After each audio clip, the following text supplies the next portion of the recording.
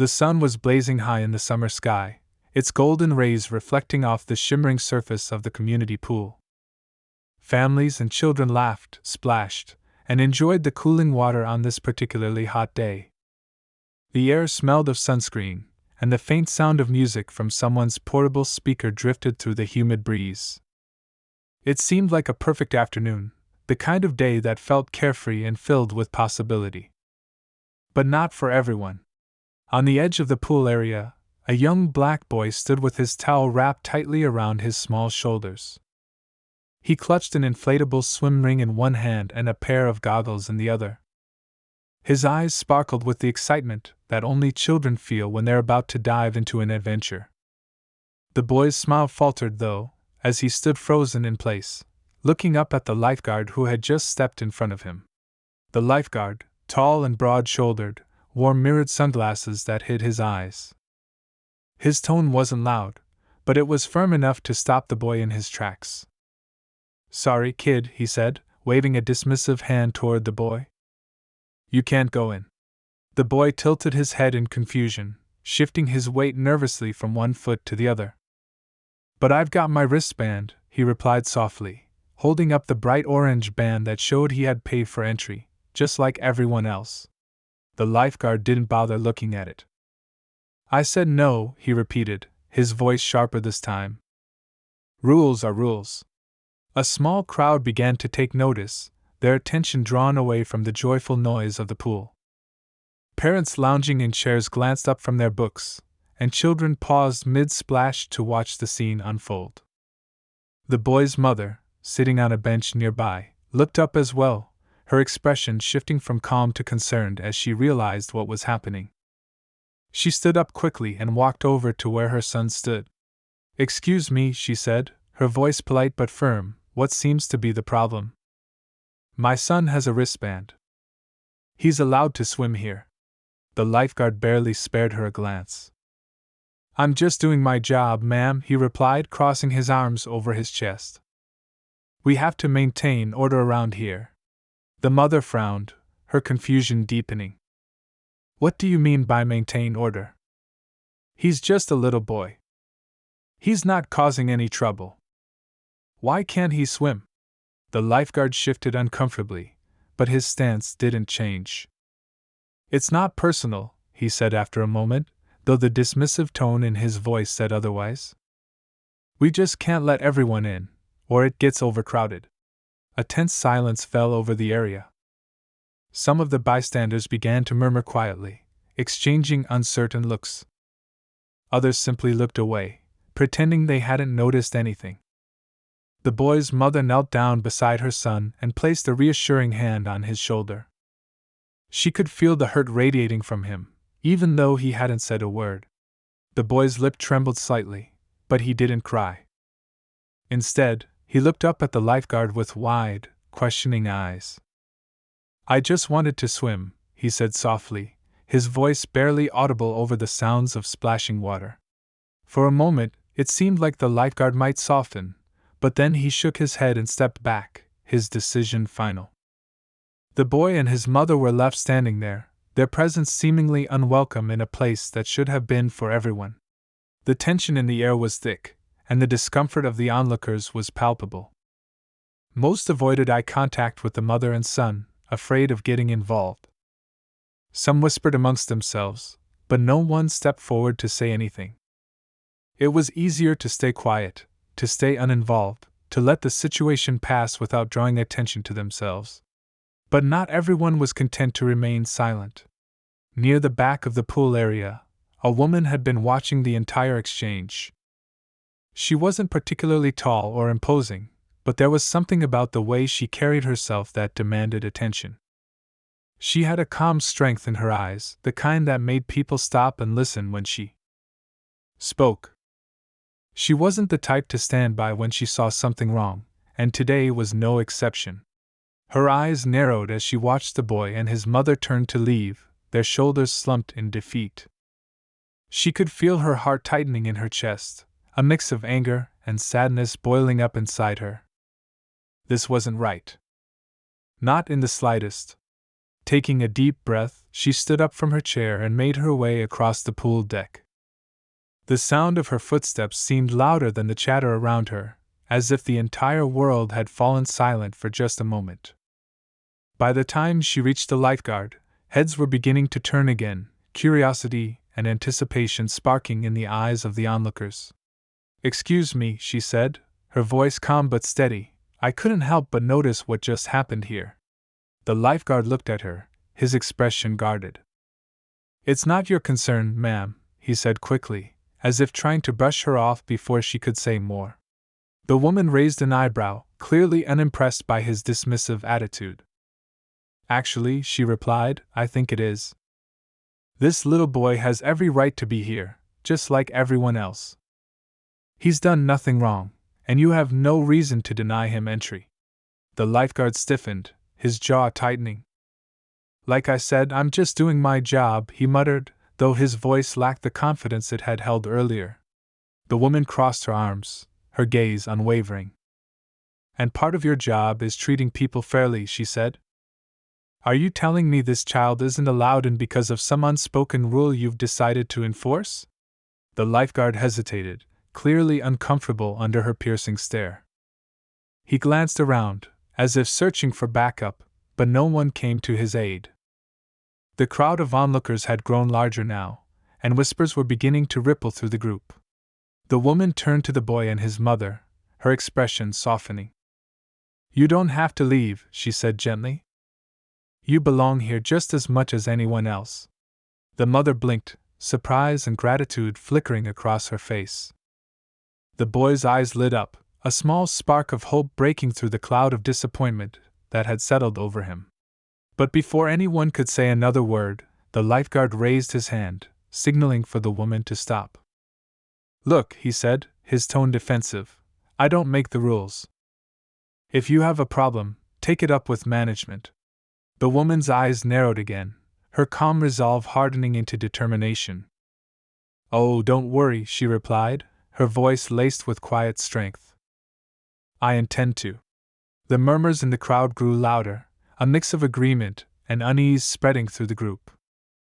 The lifeguard looked around, realizing that he was no longer in control of the situation. His authority was being questioned, and he didn't seem to know how to handle it. The boy looked up at the woman, his small voice breaking the tension. "Does this mean I can swim?"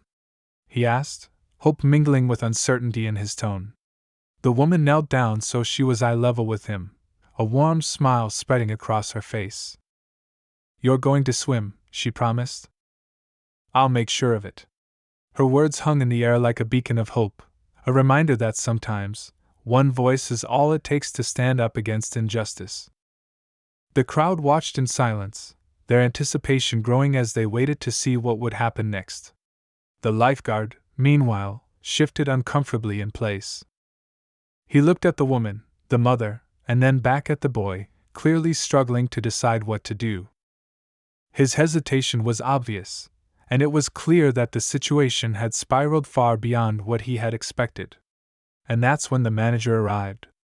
The bystanders turned as a tall, middle-aged man in a crisp polo shirt and khaki shorts approached the scene, his expression a mix of confusion and concern. "What's going on here?" he asked, his voice cutting through the murmurs of the crowd. The woman stood up, turning to face him with the same calm determination she had shown the lifeguard. "This young boy was denied entry to the pool, despite having a valid wristband," she explained. "I'd like to know why." The manager's brow furrowed as he looked between the lifeguard, the boy, and the boy's mother. His expression darkened slightly, a flicker of understanding passing across his face as he pieced together the situation. The crowd leaned in closer, their curiosity and tension palpable. The air was thick with unspoken questions, and all eyes were on the manager as they waited for his response. Would he stand by his staff, or would he do the right thing? The manager's eyes lingered on the boy for a moment, then shifted to the lifeguard. He could feel the weight of the crowd's stares, their silent judgment waiting for him to speak. The lifeguard seemed to shrink under the scrutiny, his confidence from earlier all but gone. Meanwhile, The boy's mother stood protectively behind her son, her body tense, as if bracing for yet another rejection. "I need to understand what's going on here," the manager finally said, his voice calm but authoritative. He glanced at the woman who had stepped in to defend the boy, then back at the lifeguard. Why was this child denied entry?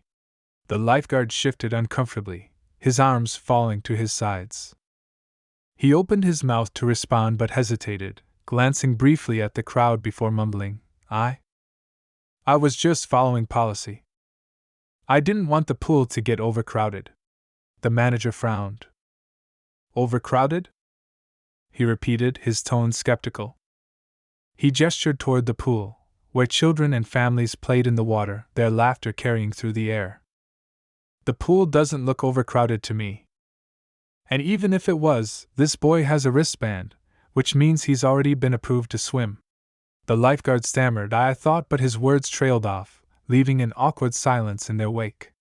The boy's mother, who had remained quiet up until now, stepped forward. Her voice was steady but filled with restrained frustration. "You thought what, exactly?" she asked, her tone polite but sharp. "That my son doesn't belong here? That he doesn't deserve the same access as everyone else?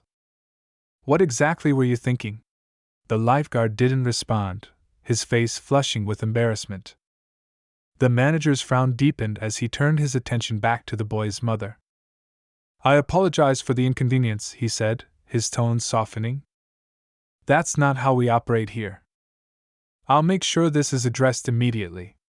The mother nodded, her expression a mix of relief and lingering doubt. But before she could say anything, the woman who had stepped in earlier spoke up again. Her voice was calm but firm, carrying a weight that made everyone around her listen. "An apology is a start," she said, looking directly at the manager. "But this isn't just about inconvenience. This is about fairness. This little boy was humiliated in front of everyone here.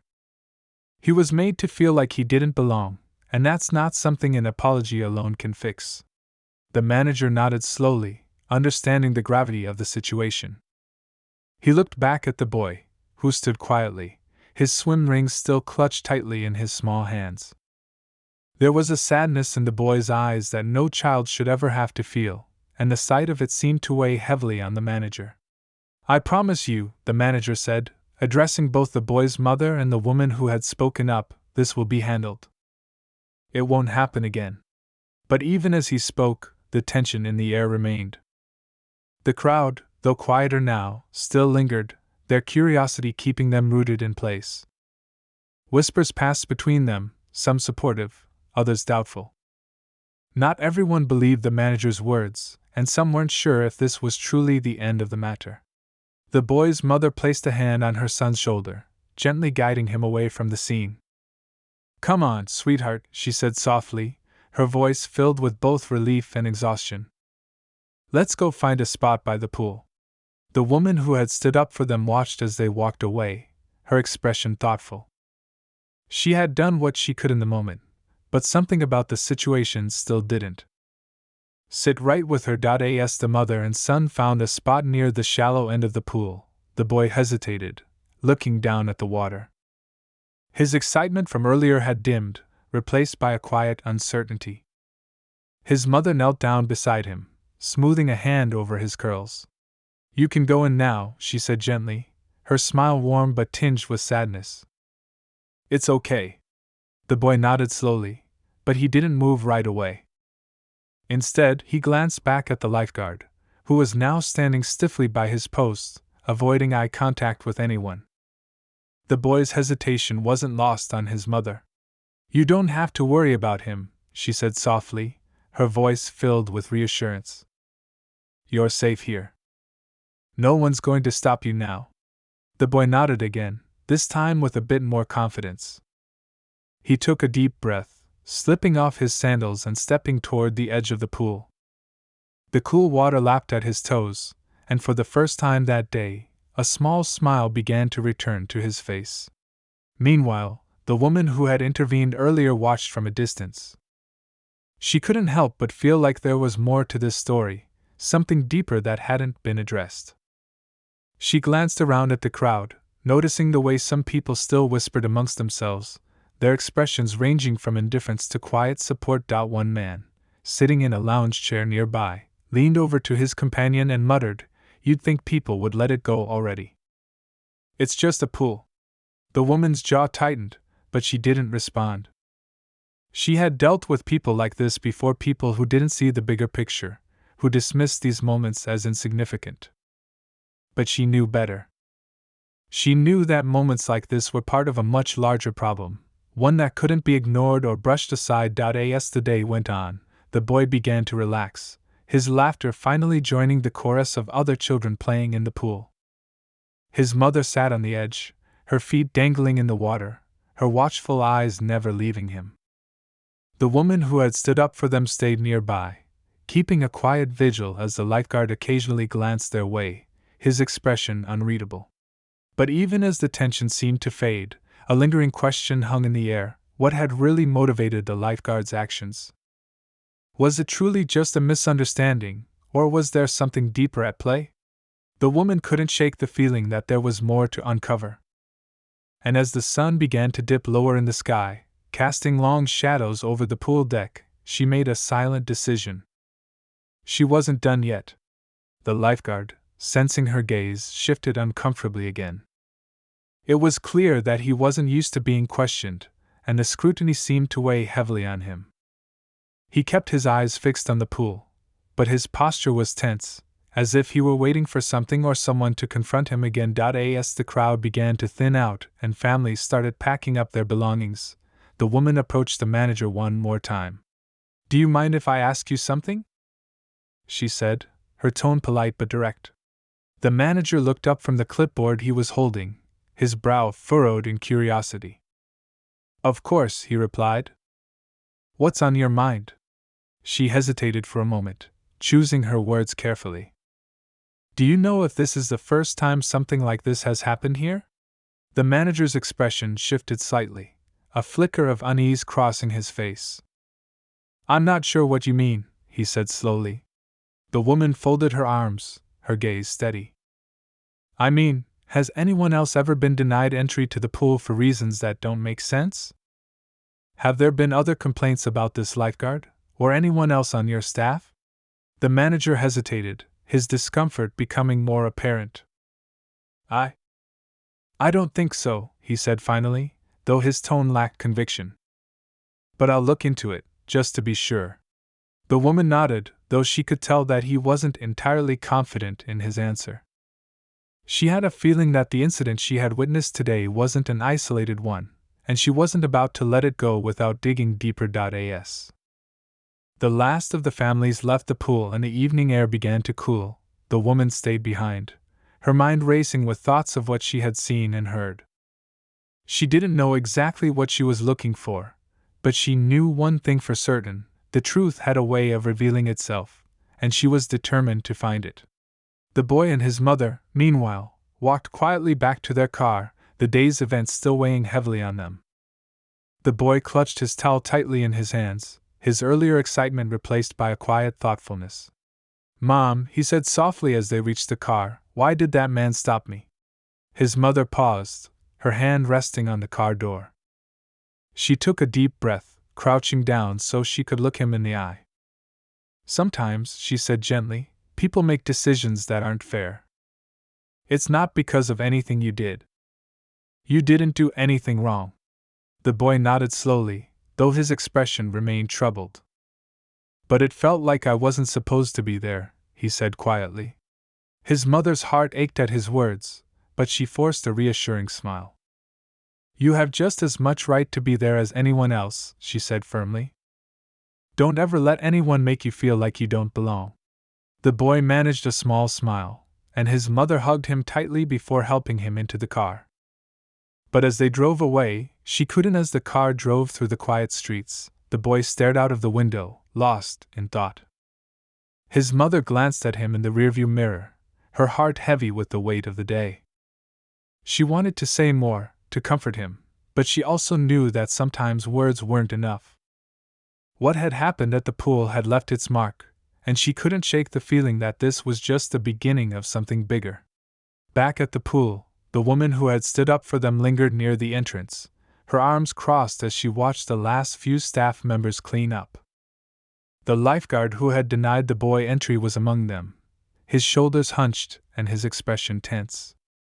He moved quickly, avoiding eye contact with anyone as he stacked chairs and folded umbrellas. The manager approached him, speaking in low tones, but the woman couldn't hear what was being said. She saw the lifeguard shake his head, his gestures defensive, as though he were trying to justify his actions. The manager's face was unreadable, but his posture suggested he wasn't entirely convinced. The woman took a deep breath and walked closer, her footsteps quiet on the pavement. She didn't want to confront anyone directly, not yet, but she wanted to observe, to piece together the truth. Something about the lifeguard's behavior didn't sit right with her. It wasn't just discomfort, it was something deeper, like guilt. As she stood near the gate, the lifeguard glanced in her direction and froze.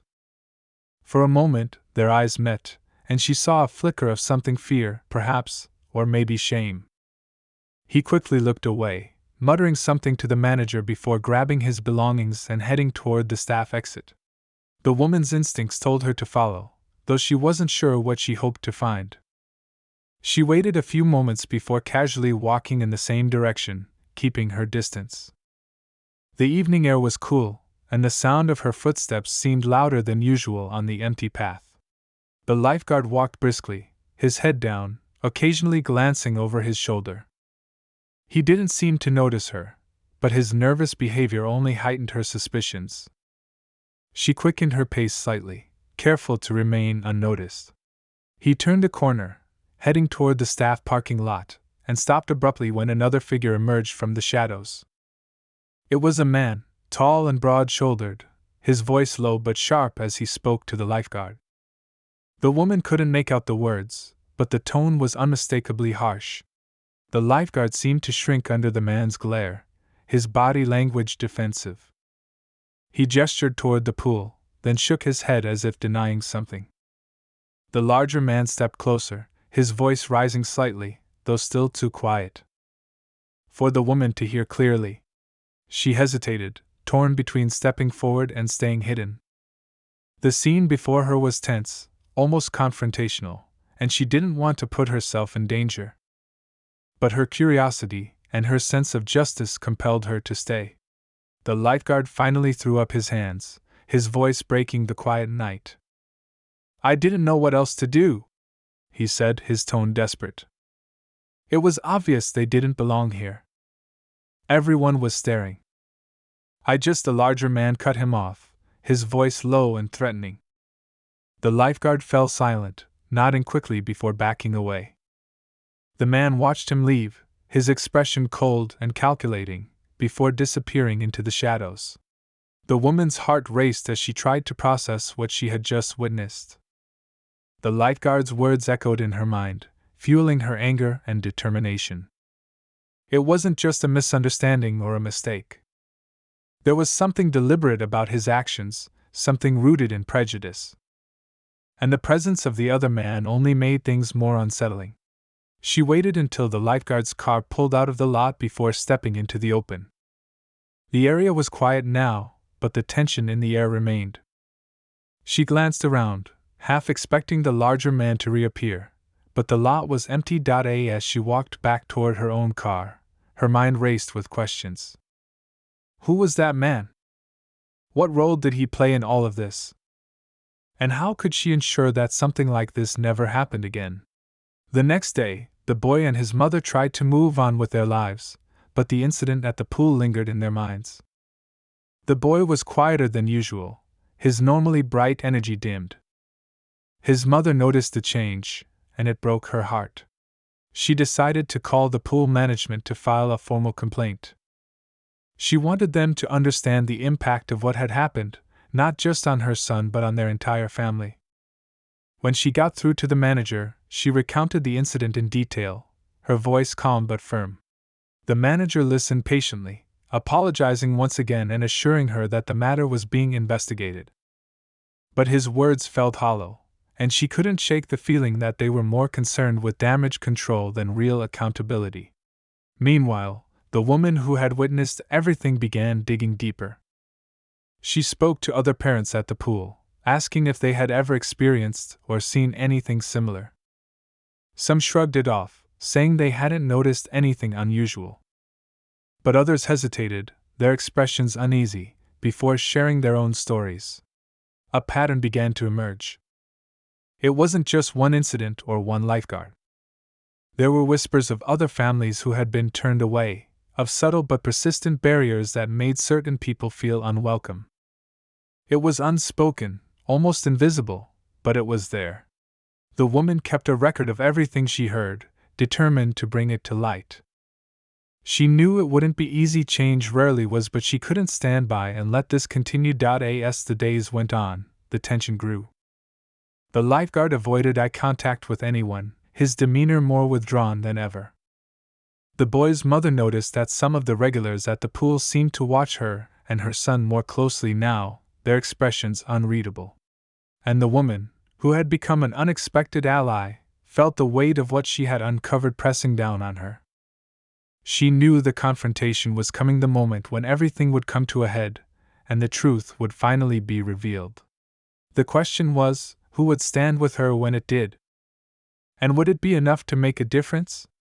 The woman's resolve hardened as she pieced together the troubling accounts she'd gathered.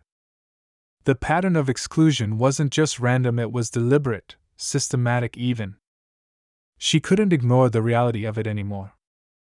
It wasn't about one lifeguard making a poor decision, it was about an entire environment quietly built to send a message: you don't belong here. The thought made her stomach turn out one evening, as she sorted through her notes at her kitchen table. Her phone buzzed with a text from an anonymous number.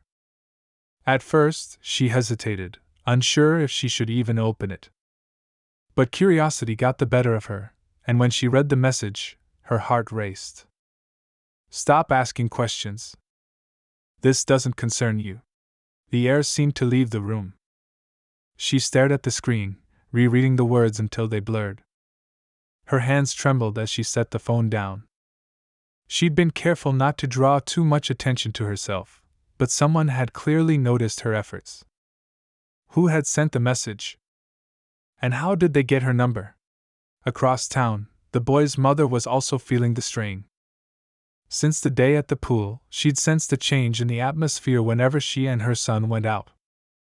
The stares were subtle but undeniable, as though they'd been marked somehow. At first, she thought she was imagining it, but the feeling refused to go away. One morning, as she was walking her son to school, a man she didn't recognize approached her.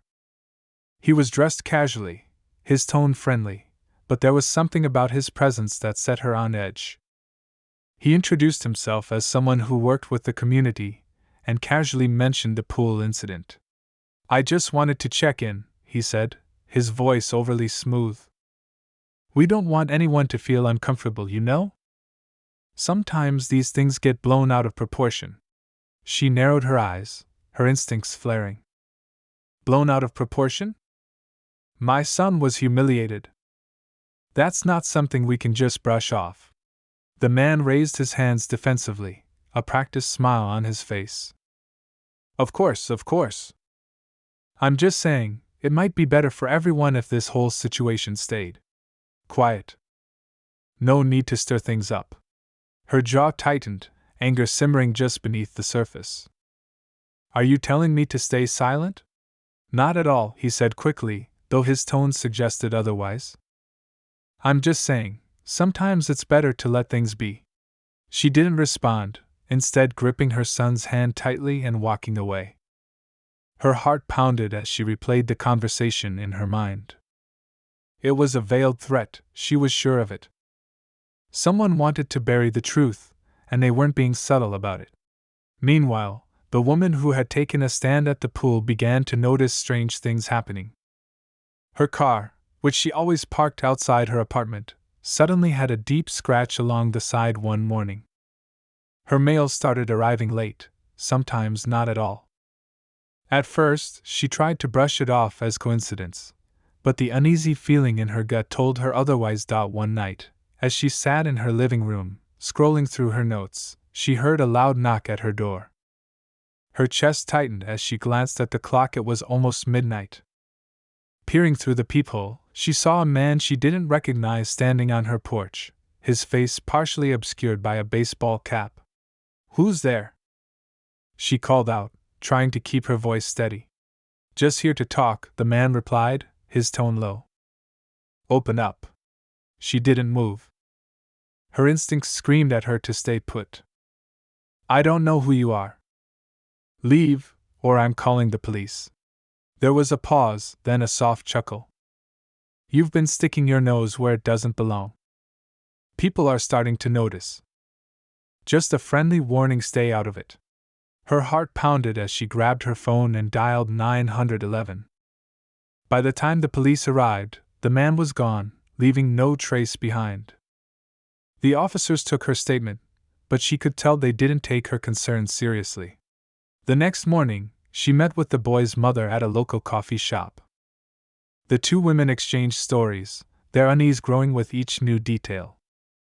They realized that whoever was behind the pool's exclusionary practices wasn't just trying to protect a policy, they were trying to protect something much bigger. "It's like they're scared of being exposed," the mother said, her voice low. "But why go to such lengths? What are they hiding?" The woman shook her head, her mind racing. "I don't know, but we need to find out. If they're this desperate to silence us, it means we're onto something." Their conversation was interrupted when the mother's phone buzzed. She glanced at the screen and frowned. It was a message from the pool manager, asking to meet with her in person. "That's strange," she said, showing the text to the woman.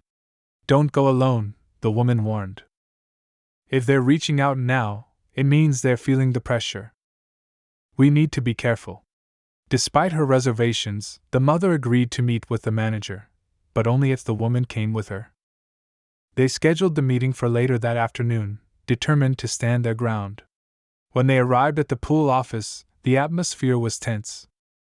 The manager greeted them with a forced smile, gesturing for them to sit. He seemed nervous, his hands fidgeting as he spoke.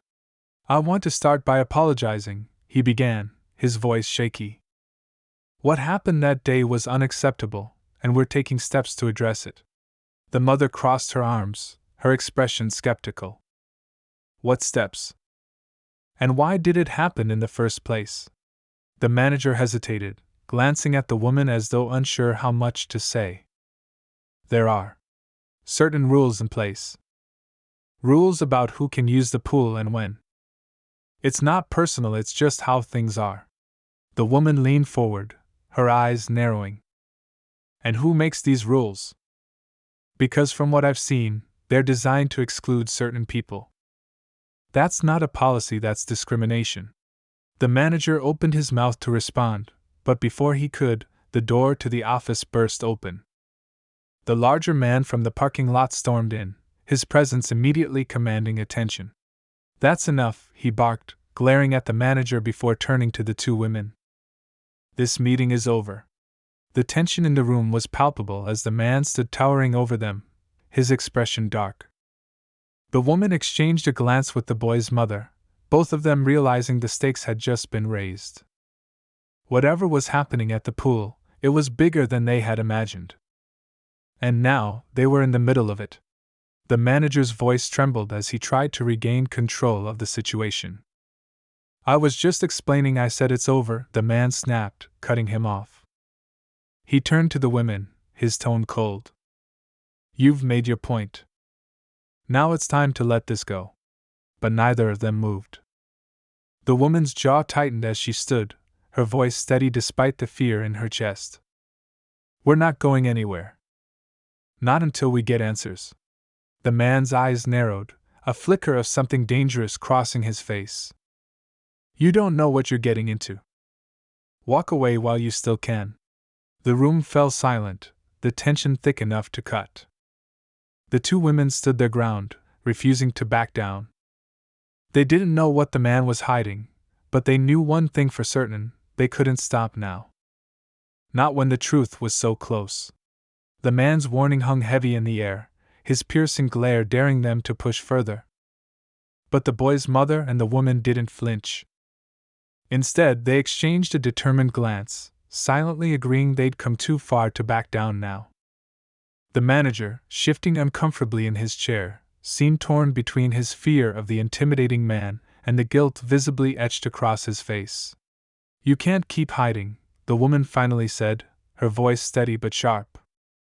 "People deserve to know what's going on here. If you think threats will stop us, you're wrong." The man's jaw tightened, his patience clearly wearing thin. For a moment, it seemed like he might lash out, but then he exhaled sharply and stepped back. "Fine," he muttered, his voice low but edged with frustration. "You want answers? You'll get them. But don't say I didn't warn you." He gestured toward the manager, who hesitated before pulling out a thick folder from his desk. The mother and the woman watched closely as he slid it toward them. "This is everything," the manager said quietly. "But you need to understand. It's not just us. There are bigger forces at play."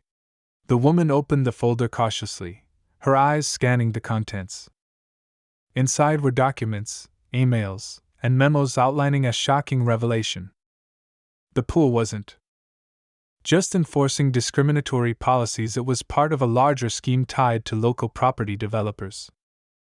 The exclusionary practices were designed to make certain neighborhoods feel unwelcome, driving out long-term residents so the land could be sold and redeveloped for profit. "This can't be real," the mother whispered, her hands trembling as she looked at the papers. "They're trying to push people out by making them feel like they don't belong." The woman's mind raced as she pieced it together. The lifeguard's behavior, the veiled threats, the hostility, all of it was orchestrated to send a clear message. And the boy? He had simply been caught in the crossfire of a calculated strategy to control the community. "That's why you wanted us to stay quiet," the woman said, her voice sharp as she looked up at the manager. "You didn't want anyone connecting the dots." Before the manager could respond, the man stepped forward again, his expression dark. "You've seen enough," he growled. "Take your papers and go. But if you think exposing this will change anything, you're wrong. You'll just make things worse for yourselves and everyone else." The boy's mother stood, her fear replaced by anger.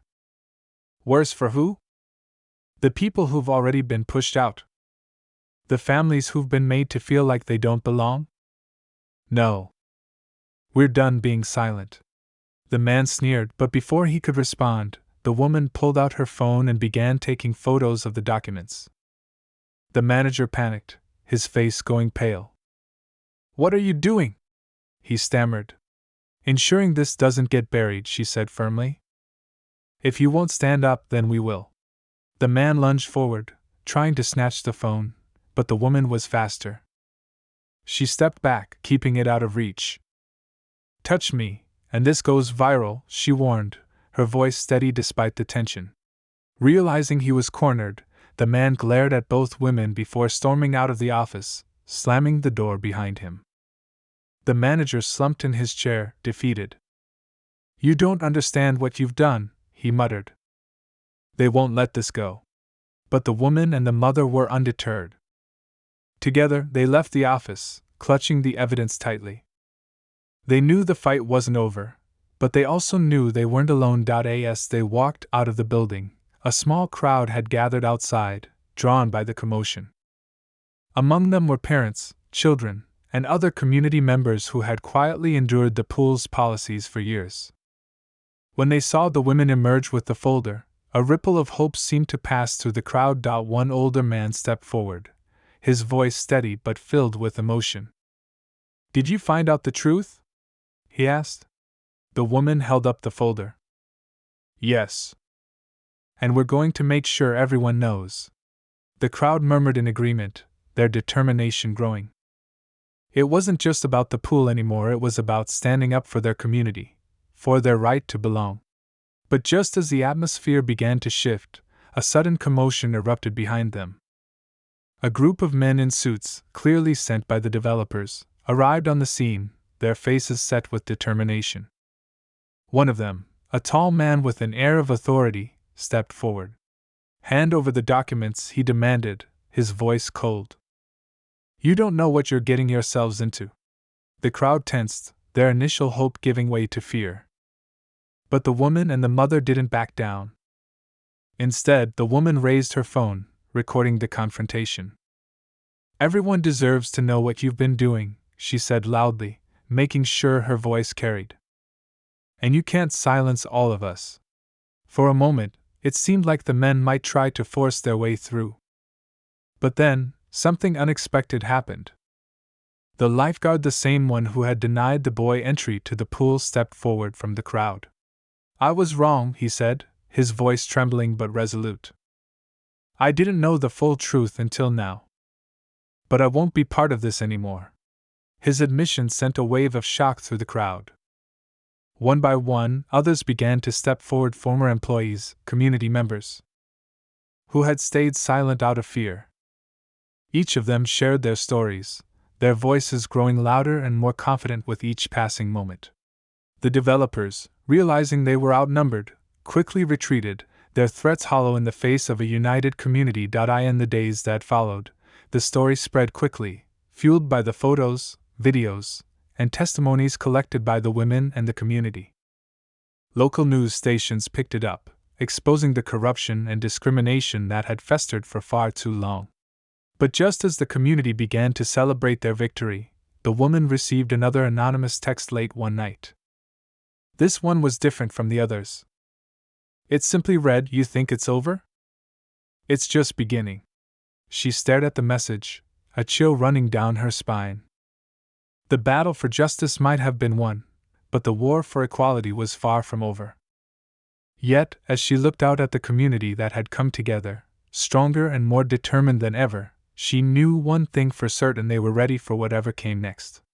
The anonymous text lingered in her mind as she sat in the dim glow of her living room, phone in hand. Its ominous tone threatened to pull her back into the chaos they had just endured.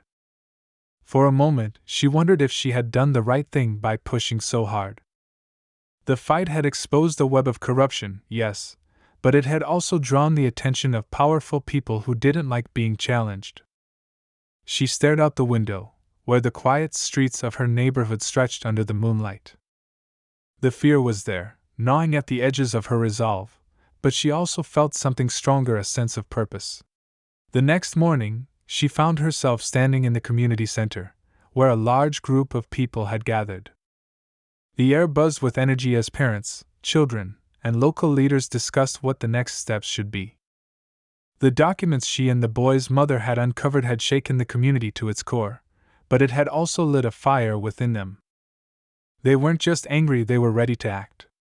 The boy's mother stood at the front of the room, her voice clear and strong as she addressed the crowd. "We've faced discrimination, injustice, and intimidation," she said. "But we've also shown what happens when we stand together. They tried to silence us, but look around, our voices are louder than ever." A round of applause rippled through the crowd. The woman watched from the back, feeling a swell of pride. She wasn't used to being in the spotlight, but she had been instrumental in getting the community to this point. And now, they were taking the reins. As the meeting went on, plans began to take shape. They would file formal complaints with city officials, demand an independent investigation into the developers, and organize a legal team to hold them accountable. More than that, they would work to reclaim their spaces, starting with the pool. It wasn't just about swimming, it was about sending a message that everyone belonged. But there was still the matter of the text message.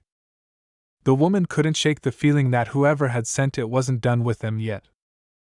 After the meeting, she pulled the boy's mother aside and told her about it. "They're just trying to scare you," the boy's mother said firmly. "They think if they rattle us enough, we'll back off. But we won't. Not now, not ever." Her words were reassuring, but the woman couldn't ignore the unease in her chest. She decided to report the text to the police, just to be safe. The officer who took her statement seemed sympathetic but non-committal. "We'll look into it," he said, though his tone suggested they wouldn't get far. Days turned into weeks, and the community's efforts began to bear fruit. News outlets continued to cover the story, keeping the pressure on local officials and the developers. A city council meeting was called, and dozens of community members showed up to share their experiences. The pool's discriminatory practices were laid bare for everyone to see, and the council announced that the facility would be placed under new management. It was a small but significant victory. Still, the shadow of the text message lingered. The woman found herself glancing over her shoulder more often, her phone always within reach. She didn't share her fears with anyone else. She didn't want to dampen the community's momentum. But late at night, when the house was quiet, she couldn't help but wonder if she was being watched. One evening, as she was locking up her front door, she noticed a car parked across the street. Its headlights were off, and it didn't move when she walked past the window. Her heart raced as she peered through the curtains, trying to make out who was inside. But before she could get a closer look, the car started up and drove away. She didn't sleep much that night. The next day, she decided it was time to confront her fear head-on. She called the boy's mother and explained what had been happening. "I don't know if I'm just being paranoid," she admitted, "but I can't shake the feeling that someone's watching me." The boy's mother didn't hesitate. "You're not paranoid," she said. "These people will do whatever it takes to protect their power. But we're not alone in this. Let's talk to the others and figure out a plan." By the end of the day, a group of community members had gathered at the woman's house. They listened to her concerns and shared their own experiences. It turned out she wasn't the only one who had received anonymous messages or noticed suspicious activity.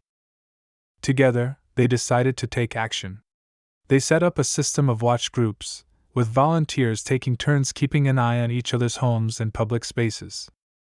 They also reached out to local advocacy organizations, who offered additional resources and support. The developers might have money and influence, but the community had something just as powerful: solidarity. As the weeks went by, the harassment gradually faded. The mysterious car stopped appearing, and the text messages ceased. It was unclear whether the developers had backed off for good or were simply biding their time, but the community refused to let their guard down. Meanwhile, the legal battle against the developers gained traction. With the help of pro bono lawyers and grassroots fundraising efforts, the community filed a lawsuit alleging discrimination and unethical business practices. The case garnered national attention, drawing even more scrutiny to the developers' actions. The woman found herself thrust into the spotlight again, this time as a key witness. It wasn't a role she had ever imagined for herself, but she embraced it. She knew how important it was to share her story, not just for herself, but for the boy, his mother, and everyone else who had been affected. When the day of the trial finally arrived, the courtroom was packed. The developers' lawyers tried to downplay the accusations, painting the community as overly sensitive and reactionary. But the evidence was undeniable. The documents, the testimonies, and the sheer number of people willing to speak out painted a damning picture of systemic discrimination and greed. The boy's mother took the stand and spoke with quiet strength about what her family had endured. The woman followed, recounting her own experiences and the lengths to which the developers had gone to silence her. As she spoke, she glanced at the boy, who was sitting in the front row with his father. He gave her a small, encouraging smile, and she felt a surge of determination. In the end, the verdict was clear. The developers were found guilty of multiple violations, and the court ordered them to pay substantial damages to the community. More importantly, the ruling sent a message that such practices would not be tolerated. The victory was bittersweet. The community had won, but the fight had taken its toll. Still, as they gathered to celebrate at the newly reopened pool, there was a sense of hope in the air. The boy splashed in the water with his friends, his laughter echoing across the pool deck. His mother watched from a nearby table, her expression a mix of relief and pride. The woman stood off to the side, taking it all in. She felt a hand on her shoulder and turned to see the boy's mother. "We did it," she said, her voice thick with emotion. The woman nodded. "We did. But this is just the beginning. There's still so much work to do. The boy's mother smiled. Then we'll do it. Together. As the sun set over the pool, casting a warm golden glow over the water, the community came together in a way they never had before. They knew the road ahead wouldn't be easy, but they also knew they had the strength to face whatever challenges came their way. The woman looked out at the crowd and felt a deep sense of gratitude. For the first time in a long time, she felt truly at home. The boy ran up to her, water dripping from his hair, and handed her a small flower he had picked from a nearby planter. "Thank you," he said simply. She knelt down and smiled at him. "You're welcome. But remember, this was all of us. You're just as much a part of this as anyone else." He nodded, his face lighting up with pride before he dashed back to join his friends. The woman stood and looked around, her heart full. They had faced fear, injustice, and uncertainty, but they had come out stronger. As she left the pool that evening, she glanced at her phone one last time. There were no new messages, no lingering threats. Just a photo she had taken earlier of the boy laughing in the pool, surrounded by his friends. She smiled and slipped the phone into her pocket. The fight had been worth it.